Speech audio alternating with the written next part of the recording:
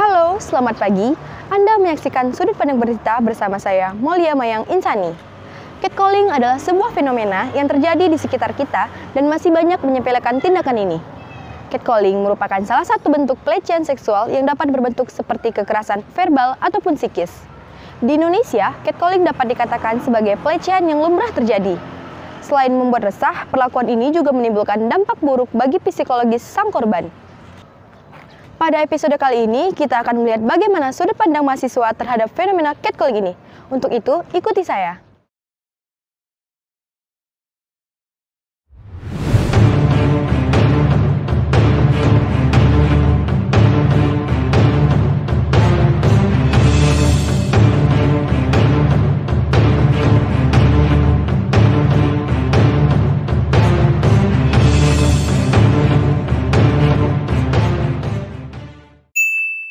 Kalau pernah jadi korban, saya pernah menjadi korban catcalling. Tapi kalau untuk tindakan biasa atau tidaknya itu tergantung sudut pandangnya dari orang tersebut ya. Kalau menurut saya itu hal biasa. Tapi kalau orang yang tidak tahu apa itu catcalling, itu menurut dia hal yang tidak biasa.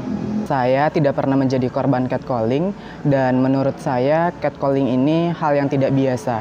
Dikarenakan catcalling ini sangat mengganggu kenyamanan si korban dan catcalling ini juga mengganggu mental dari korban tersebut. Iya pernah. Waktu itu saya lagi jalan itu kayak dipanggil "Hai adek" gitu. Awalnya sih kayak biasa aja, tapi dalam hati saya itu ini takut gimana gitu.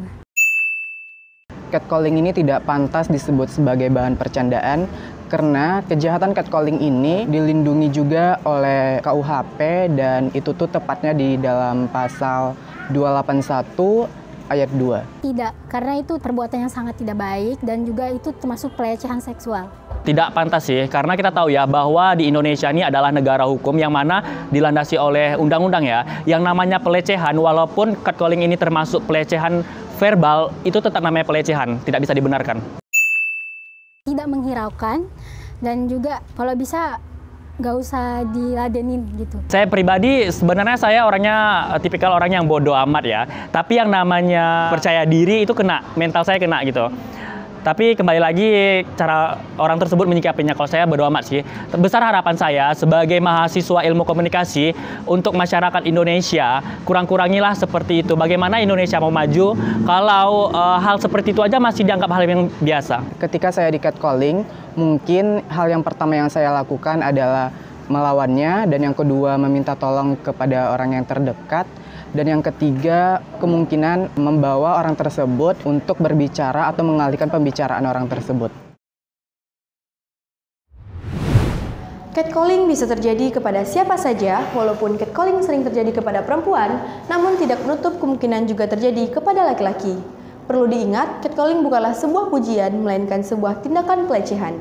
Ada banyak cara menyikapi catcalling, pastikan diri Anda tetap aman dengan menghindari berjalan di tempat yang sepi, tegur dengan berani, tegas, dan percaya diri.